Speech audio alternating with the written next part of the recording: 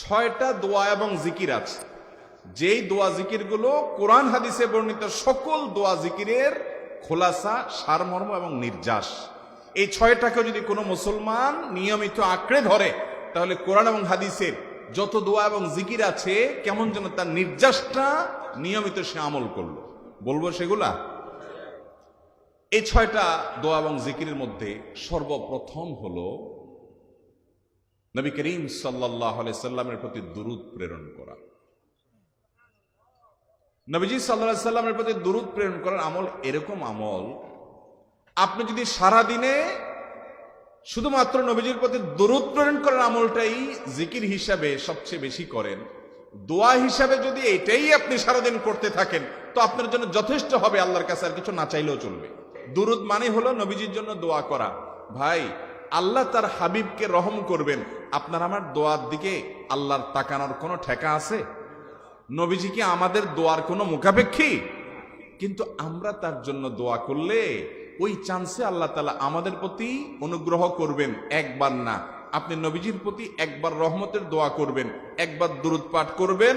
মান সাল্লা আলাইয়া মাররাতান সাল্লাল্লাহু আলাইহি আশরা, নবীজি সাল্লাল্লাহু আলাইহি সাল্লাম বলেছেন, একবার আমার জন্য তোমরা দোয়া করলে, আমার প্রতি দুরূদ পাঠ করলে, আল্লাহ তাআলা তোমাদের জীবনে 10 বার 10 জায়গায় 10 টাইমস তোমাদের উপরে আল্লাহ তাআলা অনুগ্রহ করবেন। আপনি টেরও পাবেন না কত জায়গায় আল্লাহ অনুগ্রহ করেছেন। আল্লাহ বাঁচাই নিছেন, একটুর জন্য শেষ হয়ে যান নাই। ওই যে দুরূদ পড়ছেন, আল্লাহ তাআলা রক্ষা করছে, আপনি খবরও নাই। আল্লাহ তাআলা আপনার প্রতি বিশাল একটা দান করছে, আপনি লক্ষ্যও করেন নাই। ওই যে দুরূদ পড়ছেন একবার, 10 বার রহমত হবে। এভাবে যত দুরূদ পড়বে সে তত রহমত এবং অনুগ্রহ পাবে। বেশি করে পাঠ করবো তো ইনশাআল্লাহ।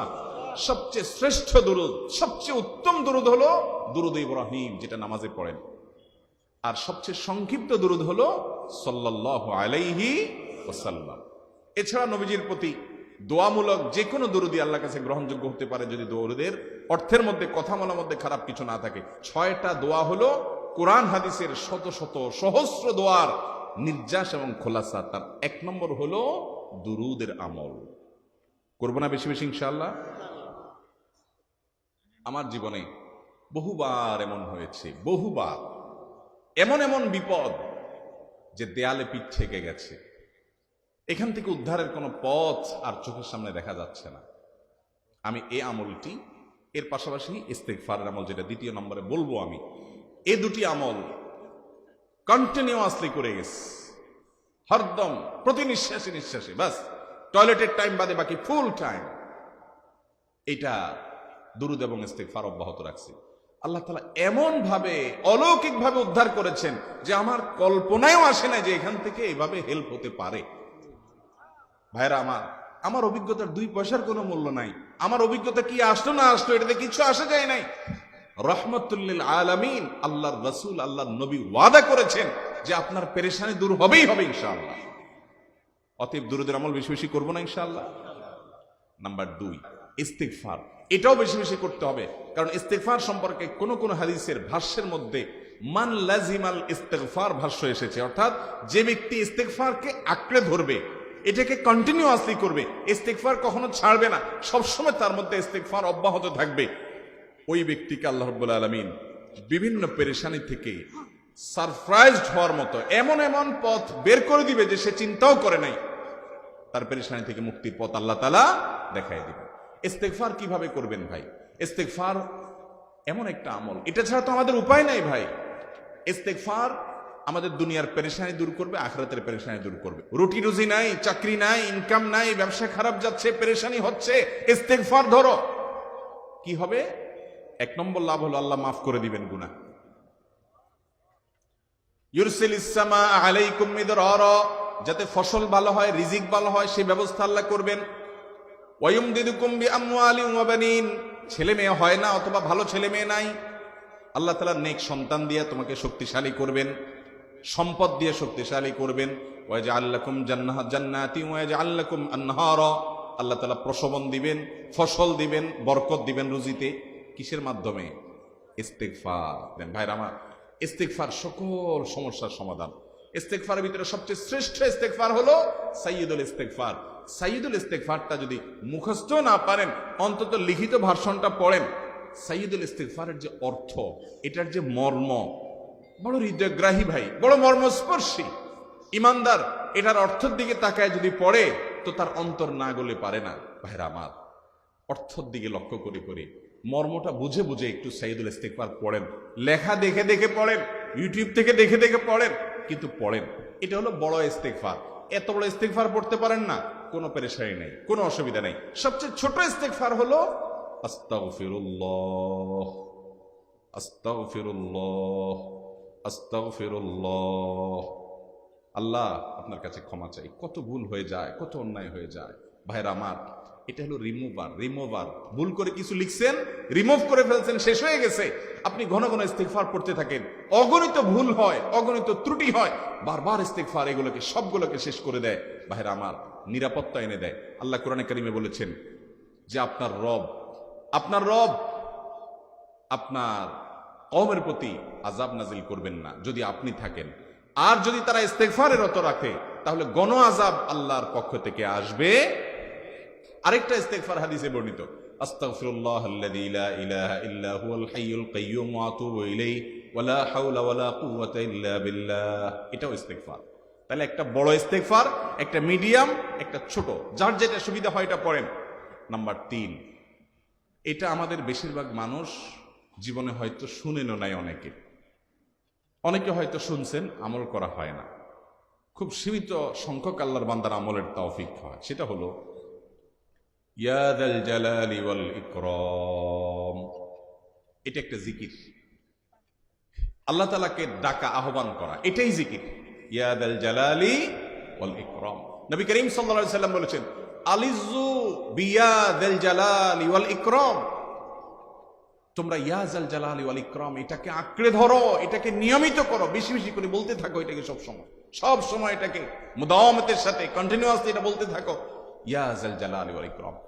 অনেক উলামায়ে কেরাম, মুহাদ্দিসিনে কেরাম ইয়া যাল জালালি ওয়াল ইকরাম কেন নবীজি এত বেশি বলতে বলেছেন, এটার মাধ্যমে আমাদের লাভটা কি, এর ব্যাখ্যা করতে গিয়ে বলেছেন ইয়া যাল জালাল মানে হলো হে মহান মহান বড়ত্বের অধিকারী, হে জালালের অধিকারী, হে জালাল।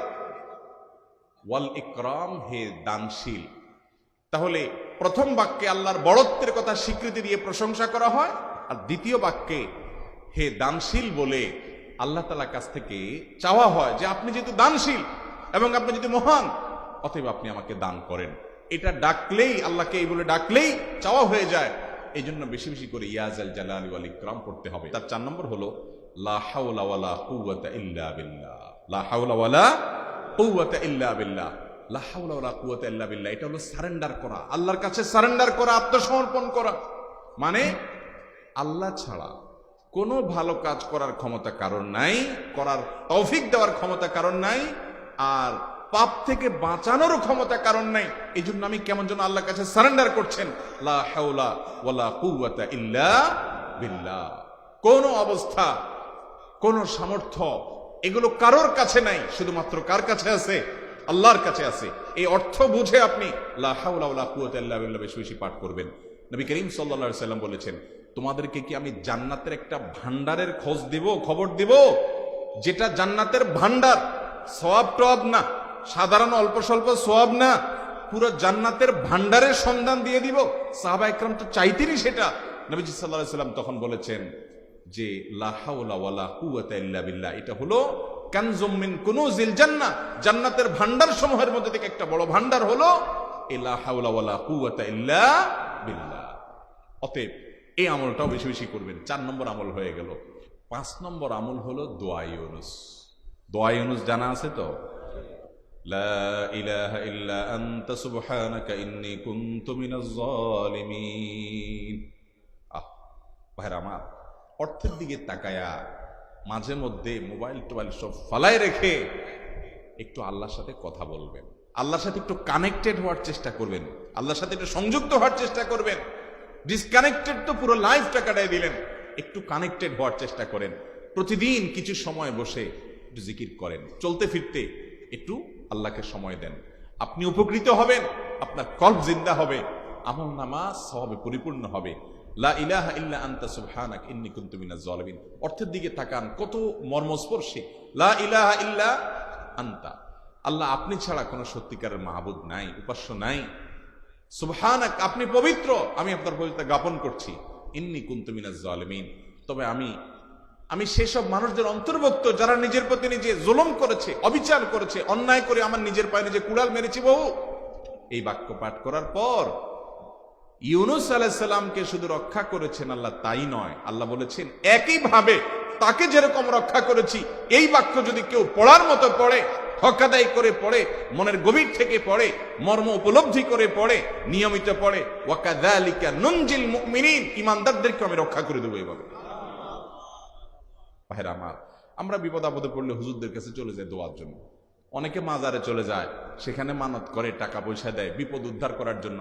কপাল পড়া জানে না ও কার গোলাম, ও আরশে আজিমের মালিকের গোলাম, তার সাথে ডাইরেক্ট কানেক্টেড হওয়ার সুযোগ আছে, শুধু ইউজ করলেই হয়, সুইচ দিলেই হয়। কপাল পড়া জানে না, ডানে বামে গিয়ে নিজের আমল বরবাদ করে, ইমান বরবাদ করে, তাওহীদ নষ্ট করে।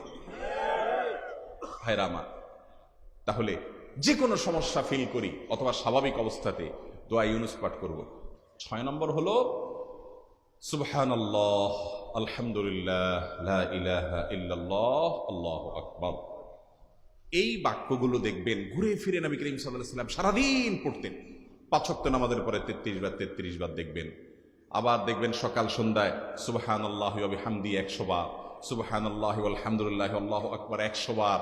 আবার এগুলো মাঝে মধ্যে 10 বার, রাতের শোয়ার সময় 33, 34 বার।